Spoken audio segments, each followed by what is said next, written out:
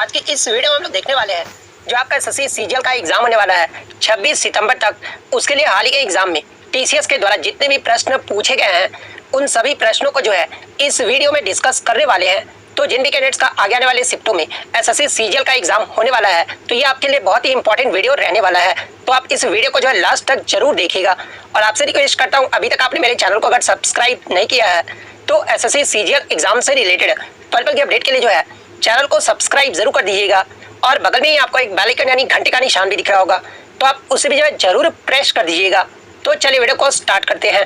तो आपका पहला क्वेश्चन आया था कि the ideal of justice social economical and political in the preamble has been taken from, यानी प्रस्तावना में न्याय के जो ये तीनों वाक्य जो है ये कहां से लिए गए हैं। तो देखिए आइडियल ऑफ जस्टिस जो होते हैं वो आपके तीन प्रकार के होते हैं और वो कौन कौन से होते हैं। तो देखिए सोशल इकोनॉमिकल और पॉलिटिकल, ये जो आपके तीन जो है ये आपके आइडियल ऑफ जस्टिस होते हैं। और इन्हें जो कहां से लिया गया है तो ये आपका रशियन रिवॉल्यूशन यानी रूस की क्रांति से जो वो लिया गया है। तो रशियन रिवॉल्यूशन आपका करेक्ट आंसर होगा। इसके अलावा प्रस्तावना में ये जो आपके रिपब्लिक यानी गणतंत्र के जो आदर्श वाक्य है ना ये आपके फ्रांस देश से लिए गए हैं। इसके अलावा हमारे संविधान प्रस्तावना में जो है आपके जो स्वतंत्रता यानी लिबर्टी, इक्वालिटी यानी समानता और ये आपका फ्रेटर्निटी यानी बंधुत्व, ये सभी जो शब्द है ना ये भी आपके फ्रांस देश से लिए गए हैं। तो ये फैक्ट भी आपको ध्यान में रखना है। नेक्स्ट क्वेश्चन आपका आता था कि who is the author of the book why I am an atheist, यानी मैं नास्तिक क्यों हूँ। ये जो पुस्तक है ना ये किसके द्वारा लिखा गया था। तो देखिए why I am an atheist ये जो पुस्तक है ना ये आपके भगत सिंह के द्वारा जो वो लिखा गया था। तो भगत सिंह आपका यहाँ पे करेक्ट आंसर होगा। इसके अलावा मैं आपको बता दूं कि भगत सिंह ने जो ये पुस्तक है ना उन्होंने जो है लाहौर सेंट्रल जेल में कैद के दौरान जो है इस पुस्तक को लिखा था। और इसका जो प्रथम प्रकाशन है ना ये लाहौर से ही छपने वाले अखबार दी पीपल में जो है 27 सितंबर 1931 को जो इसका पहला प्रकाशन जो वो हुआ था। तो ये फैक्ट भी आप ध्यान में रखिएगा। नेक्स्ट आपका यहाँ पर था कि भारत के अटॉर्नी जनरल से संबंधित अनुच्छेद कौन सा है। तो देखिए भारत के संविधान का अनुच्छेद 76 और भाग 5 जो है ये आपके भारत के महान्यायवादी की स्थिति से जो वो संबंधित है। तो अनुच्छेद 76 आपका यहाँ पे करेक्ट आंसर होगा। इसके अलावा यहाँ से एक और प्रश्न आपका था कि अटॉर्नी जनरल का जो है क्वालिफिकेशन जो वो दिया गया था और उसमें जो एक आपको इनकरेक्ट स्टेटमेंट जो वो बताना था। जहाँ पर एक आपका इनकरेक्ट जो स्टेटमेंट दिया गया था ना वो दिया गया था कि अटॉर्नी जनरल जो होते हैं वो भारत के पीएम को जो वो इलेक्ट करते हैं, यानी भारत को जो वो पीएम को जो वो चुनते हैं। तो ये जो स्टेटमेंट था ना ये आपका जो वो गलत दिया गया था। तो ये स्टेटमेंट जो आपका यहाँ पे करेक्ट आंसर होगा। नेक्स्ट क्वेश्चन आपका यहाँ पर था कि अकबर के शासन काल में मनसबदारों की जो है सबसे लोवेस्ट ग्रेड क्या थी। कुछ बच्चों ने बताया कि ग्रेटेस्ट ग्रेड, लोवेस्ट नहीं सबसे ज्यादा ग्रेड पूछा गया था और कुछ बच्चों ने बताया कि लोवेस्ट ग्रेड के बारे में पूछा गया था। तो देखिए मैं आपको दोनों बता देता हूँ कि अकबर के शासन काल में मनसबदारों को जो है ये आपके टोटल 33 श्रेणियों में जो वो बांटा गया था और सबसे निचले मनसबदार के पास जो है वो आपके 10 सैनिक जो वो होते थे। तो अगर लोवेस्ट ग्रेड पूछा गया था तो 10 आपका यहाँ पे करेक्ट आंसर होगा। जबकि सबसे बड़े जो मनसबदार के पास जो है टोटल आपके 10,000 जो है वो सैनिक होते थे। तो अगर सबसे अधिक पूछा गया था तो 10,000 आपका यहाँ पे करेक्ट आंसर होगा। और देखिए 10,000 सैनिक जो है ये किसके पास होते थे तो केवल शाही परिवार के राजकुमार और सबसे शक्तिशाली राजपूत शासकों के पास ही जो है ये आपके 10,000 का जो है वो सैनिक होते थे। तो ये पॉइंट भी आप जो है ध्यान में रखिएगा। नेक्स्ट आपका यहाँ पर कि पूर्ण स्वराज की मांग किस कांग्रेस अधिवेशन में किया गया था। 19 दिसंबर 1929 को इसी में जो है पूर्ण स्वराज की मांग जो वो किया गया था। तो लाहौर अधिवेशन आपका करेक्ट आंसर होगा। नेक्स्ट क्वेश्चन आपका यहाँ पर कि 2011 की जनगणना के अनुसार अरुणाचल प्रदेश का जो है पॉपुलेशन डेंसिटी यानी जनसंख्या घनत्व जो है वो पूछा गया था। तो देखिए 2011 की जनगणना के अनुसार अरुणाचल प्रदेश का जो जनसंख्या घनत्व रहा था ना ये आपका 17 व्यक्ति प्रति वर्ग किलोमीटर रहा था। तो 17 आपका यहाँ पे करेक्ट आंसर होगा। वहीं अगर भारत के जनसंख्या घनत्व की बात कर ले तो भारत का जो 382 रहा था।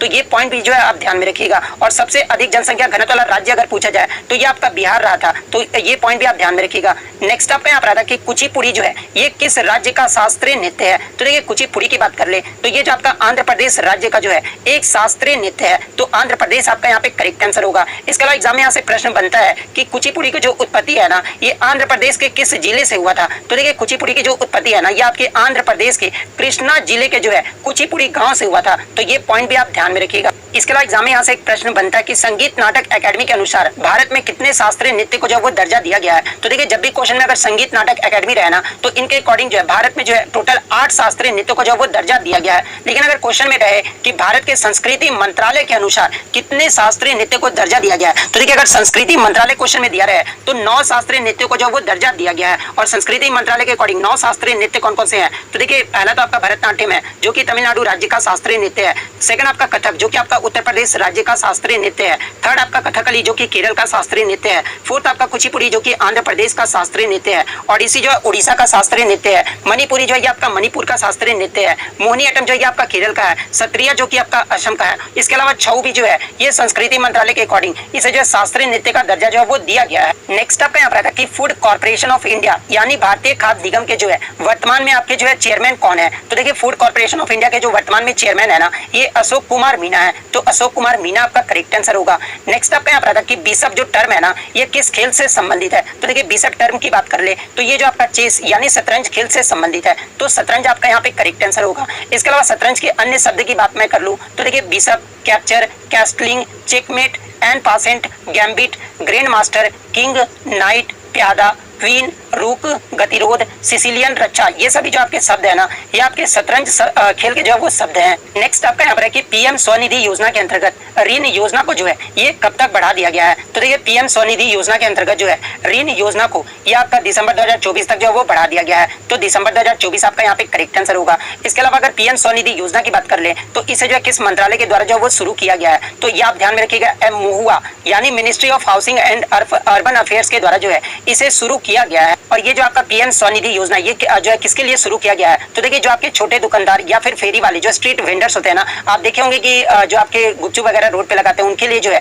आर्थिक रूप से सहयोग प्रदान करने के लिए ये जो आपका प्रधानमंत्री स्ट्रीट वेंडर्स योजना जो है वो शुरू किया गया है। तो ये पॉइंट भी आप ध्यान में रखिएगा। नेक्स्ट क्वेश्चन आपका यहाँ पर था कि वर्धना डायनेस्टी रूलिंग एरिया जो है इसका पूछा गया था। तो देखिए मैं आपको बता दूं कि वर्धन राजवंश को ही जो है ये आपका पुष्यभूति राजवंश के नाम से भी जो है वो जाना जाता है। और इनका जो रूलिंग एरिया रहा था ना ये आपका उत्तर भारत में थानेसर से जो है कनौज तक रहा था। तो ऑप्शन में आपका थानेसर दिया गया था। तो थानेसर आपका यहाँ पे करेक्ट आंसर होगा। नेक्स्ट क्वेश्चन आपका यहाँ पर था कि इस्लामिक कैलेंडर के अनुसार ईद उल फितर जो है ये किस महीने में मनाया जाता है? तो देखिए ईद उल फितर जो है इस्लामिक कैलेंडर के अनुसार 10वें महीने के जो है सवाल के पहले दिन जो है ये मनाया जाता है। तो ऑप्शन में आपका सवाल दिया गया था। तो सवाल आपका यहाँ पे करेक्ट आंसर होगा। नेक्स्ट क्वेश्चन आपका यहाँ पर था कि भारत में पहली जो पैसेंजर ट्रेन है ना ये कब चली थी? तो देखिए भारत में जो पहली पैसेंजर ट्रेन है ये आपका 16 अप्रैल 1853 को जो है ये आपका बोरी बंदर से और ठाणे के बीच चला था। और कितने किलोमीटर की दूरी जो है इसमें तय किया गया था? तो इसमें जो आपके टोटल 34 किलोमीटर की दूरी जो है वो तय किया गया था। तो 1853 आपका करेक्ट आंसर होगा। इसके अलावा एग्जाम में यहाँ से प्रश्न बनता है कि जो पहला जो आपका पैसेंजर ट्रेन चला था ना 1853 में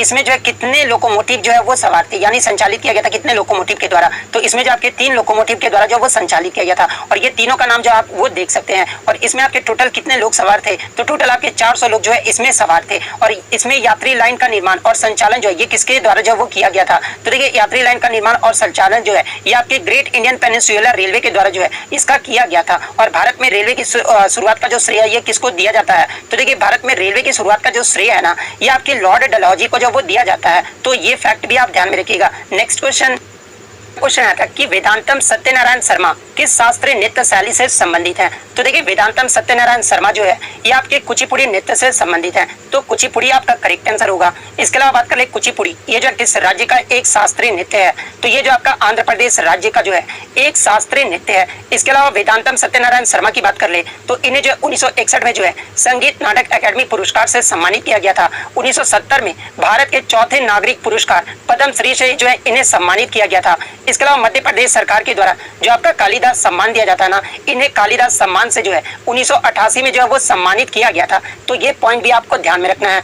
इसके अलावा कुचिपुड़ी नृत्य के अन्य प्रमुख कलाकारों की अगर मैं बात कर लूं तो देखिए लक्ष्मी नारायण शास्त्री, स्वप्न सुंदरी, राजा रेड्डी और राधा रेड्डी, यामिनी कृष्णमूर्ति, यामिनी रेड्डी, कौशल्या रेड्डी, इन सभी का जो संबंध है ना ये आपके कुचिपुड़ी नृत्य से है। तो ये सारे फैक्ट जो आपको ध्यान में रखना है। नेक्स्ट क्वेश्चन आपका यहाँ था कि which schedule contains forms of oath and affirmation यानी शपथ और अभिपुष्टि के रूपों का भारत के संविधान की किस अनुसूची में उल्लेख किया गया है? तो देखिए शपथ और अभिपुष्टि के रूपों का जो उल्लेख है ना ये तीसरी अनुसूची में जो वो किया गया है। तो तीसरी अनुसूची आपका यहाँ पे करेक्ट आंसर होगा। इसके अलावा मैं आपको बता दूं कि वर्तमान में भारत में जो है अभी वर्तमान में आपके 12 अनुसूची जो है वो आपका 12 अनुसूचियों में जो है वो आपका विभाजित किया गया है। जिसमें अगर पहली अनुसूची की बात कर ले तो देखिए पहली अनुसूची में जो है राज्यों और केंद्र शासित प्रदेशों की सूची का उल्लेख जो है वो किया गया है। दूसरी अनुसूची में जो है व्यक्ति का वेतन विभिन्न संवैधानिक कार्यालय जैसे राष्ट्रपति, उपराष्ट्रपति, सीएजी, सुप्रीम कोर्ट के न्यायाधीशों, राज्यपाल आदि के पास जो वेतन का बारे में जो आपका बताया गया ना, ये दूसरी अनुसूची में जो है इसका उल्लेख किया गया है।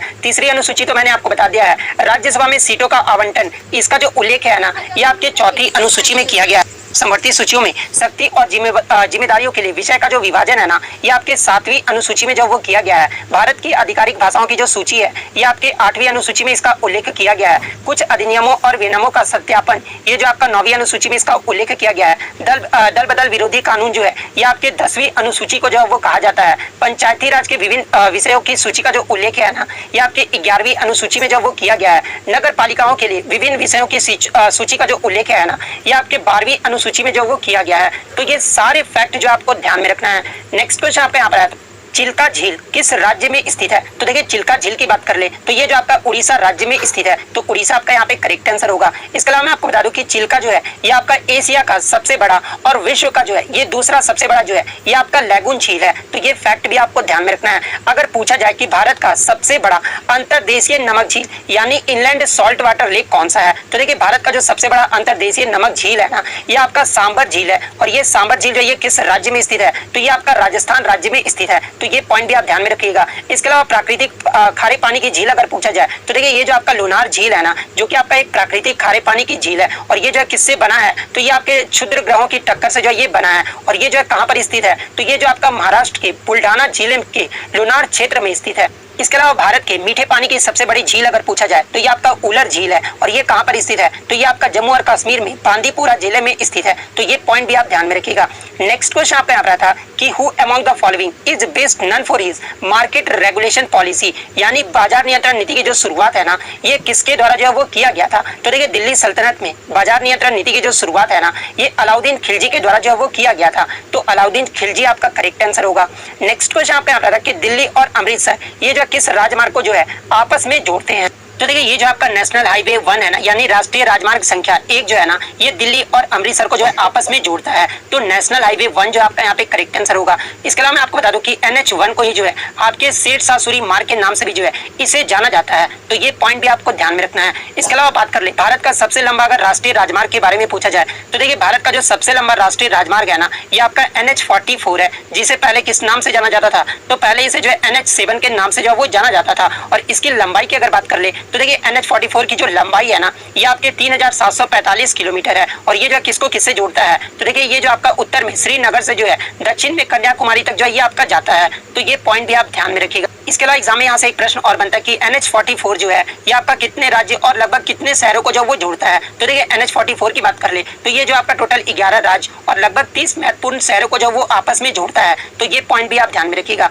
नेक्स्ट क्वेश्चन आपका यहाँ पर था कि स्वराज पार्टी के जो है संस्थापक कौन थे, यानी स्वराज पार्टी की जो स्थापना है ना, ये किसके द्वारा किया गया था। तो देखिए 1 जनवरी 1923 को जो है इलाहाबाद में देशबंधु चित्तरंजन दास तथा मोतीलाल नेहरू के द्वारा जो है स्वराज पार्टी की स्थापना जो वो किया गया था। तो देशबंधु चित्तरंजन दास और मोतीलाल नेहरू जो आपका यहाँ पे करेक्ट आंसर होगा। नेक्स्ट क्वेश्चन आपका यहाँ था कि प्लासी के युद्ध के दौरान बंगाल के जो नवाब थे ना, ये कौन थे। तो देखिए अगर प्लासी के युद्ध की बात करें तो देखिए प्लासी का जो युद्ध हुआ था ना, ये आपके 23 जून 1757 को हुआ था। और उस समय बंगाल के जो नवाब थे ना, ये आपके सिराजुद्दौला थे। और किनके मध्य हुआ था, तो ये जो आपके बंगाल के नवाब और ईस्ट इंडिया कंपनी जिसका नेतृत्व जो है ये रॉबर्ट क्लाइव कर रहे थे, इनके बीच जो है ये आपका प्लासी का युद्ध लड़ा गया था, जिसमें ईस्ट इंडिया कंपनी यानी रॉबर्ट क्लाइव जो वो जीत गए थे। लेकिन यहाँ से एग्जाम में एक प्रश्न पूछा जाता है कि प्लासी के युद्ध के दौरान आपका जो बंगाल के नवाब सिराजुद्दौला को जो है किसने जो वो धोखा दिया था। तो देखिए मैं आपको बता दूं कि नवाब की सेना का जो प्रमुख थे ना, वो आपके मीर जाफर थे। और इन्हीं को जो है रॉबर्ट क्लाइव ने जो वो रिश्वत दिए थे। और इसी के कारण जो है ये आपके सिराजुद्दौला जो है प्लासी के युद्ध में जो है वो हार गए थे। और एग्जाम में यहाँ से एक प्रश्न और बनता है कि प्लासी के युद्ध के बाद बंगाल के नवाब जो ये कौन बने थे, तो ये आपके मीर जाफर को जो वो बनाया गया था। तो ये फैक्ट भी आप ध्यान में रखिएगा। नेक्स्ट क्वेश्चन आपका यहाँ पर आया था कि 2023 की स्थिति के अनुसार उत्तर प्रदेश के गवर्नर यानी राज्यपाल जो ये कौन है। तो देखिए वर्तमान या फिर 2023 की स्थिति के अनुसार भी जो उत्तर प्रदेश के जो गवर्नर है ना, ये श्रीमती आनंदीबेन पटेल है। तो आनंदीबेन पटेल आपका करेक्ट आंसर होगा। और देखिए मैं आपको बता दूं कि अगर आपका आगे आने वाले